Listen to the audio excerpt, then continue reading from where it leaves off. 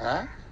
ਡਾਂਗਾ ਪਈਆਂ ਡਾਂਗਾ ਕਿੱਥੇ ਪਈਆਂ ਆਹੋ ਕਿ ਦੁੱਧ ਪੱਤੀ ਪਿਲਾਉਂਦੇ ਆ ਓਏ ਮੈਂ ਉਹਨਾਂ ਨੂੰ ਪਤਾ ਕਿ ਬਾਹਰੋਂ ਆਏ ਆ ਅੱਛਾ ਆਹੋ ਧੀਆਂ ਦਾ ਧੰਨ ਫਿਰ ਆਇਆ ਜੀ ਫਿਰ ਧੀਆਂ ਕਰਦੀਆਂ ਹੀ ਚਾਹ ਜੀ ਉਹ ਚੌਧਰੀ ਸਾਹਿਬ ਉਹ ਮੈਂ ਲੁੱਟਿਆ ਗਿਆ ਚੌਧਰੀ ਸਾਹਿਬ ਤੂੰ ਫਲੈਂਕੋਚ ਆ ਲੁੱਟਿਆ ਗਿਆ ਤੂੰ ਕੀ ਗੱਲ ਹੋਈ ਤੈਨੂੰ ਟੋਪੀ ਉਹ ਚੌਧਰੀ ਸਾਹਿਬ ਗੱਲ ਤੇ ਸੁਣੋ ਪੁੱਛੋ ਤਾਂ ਸਹੀ ਮੈਨੂੰ ਕੀ ਹੋਇਆ ਮੈਂ ਕਿੱਦਾਂ ਲੁੱਟਿਆ ਗਿਆ ਉਹ ਤੇ ਦੁੱਧਾ ਨਾ ਤੂੰ ਕਿੱਦਾਂ ਉੱਠਿਆ ਗਿਆ ਉਹ ਚੌਧਰੀ ਸਾਹਿਬ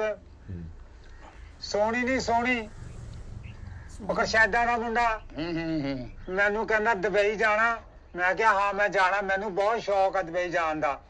ਕਹਿੰਦਾ ਫਿਰ ਇੱਧਰ ਆ ਮੈਨੂੰ ਬੈਠੇ ਚਬਾਇਆ ਮੈਨੂੰ ਤਸਵੀਰਾਂ ਦਿਖਾਉਣ ਲੱਗ ਗਿਆ ਦੁਬਈ ਦੀਆਂ ਹਾਂ ਕਹਿੰਦਾ ਦੇ ਕੈਸੇ ਕੈਸੇ ਬਿਲਡਿੰਗਾਂ ਦੇ ਕੈਸੇ ਕੈਸੇ ਇੱਥੇ ਕਾਰੋਬਾਰ ਹੁੰਦੇ ਆ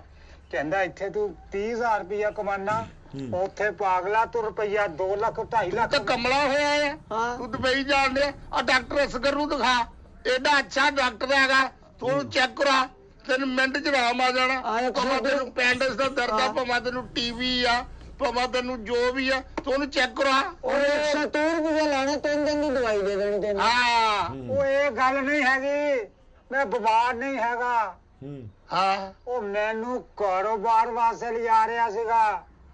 ਕਾਰੋਬਾਰ ਵਾਸਤੇ ਹਾਂ ਤੇ ਤੂੰ ਕਾਰੋਬਾਰ ਉਹਦਾ ਹੈ ਤੂੰ ਕਰਨ ਜਾਣਾ ਸੀ ਉੱਥੇ ਓਏ ਨਹੀਂ ਮੈਨੂੰ ਕਹਿੰਦਾ ਮੈਂ ਤੈਨੂੰ ਉੱਥੇ ਕੰਮ ਤੇ ਲਵਾ ਦਿਆਂਗਾ ਤੂੰ ਪਾਕਿਸਤਾਨੀ 2-2.5 ਲੱਖ ਰੁਪਇਆ ਕਮਾਇਆ ਕਰੇਗਾ ਮਹੀਨੇ ਦਾ ਤੂੰ ਕੰਮ ਕਰਨਾ ਆ ਹਾਂ ਉਹ ਲਿਆ ਕੇ ਨਾ ਡੱਕ ਤੇ ਉਹਨੂੰ ਕੁਹਾੜੀ ਦੇ ਨਾਲ ਛੋਟੇ ਛੋਟੇ ਘਰ ਉਹ ਨਹੀਂ ਚੌਧਰੀ ਸਾਹਿਬ ਗੱਲ ਤੇ ਮੇਰੀ ਤੈਨੂੰ ਕੰਮ ਦੇਣ ਦੇ ਆ ਹਾਂ ਇਸ ਮੂੰਹ ਦੇ ਨਾਲ ਤੂੰ ਕਾਂਗਲੇ ਜਾ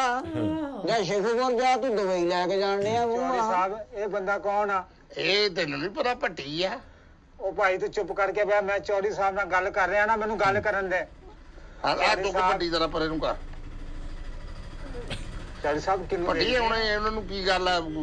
ਦੇਸੀ ਘਿਓ ਹੀ ਪਕਾਉਣੇ ਇਹਨੂੰ ਸਿੱਟਦੇ ਹੁਣ ਆ ਨਹੀਂ ਬੱਚੇ ਤੇ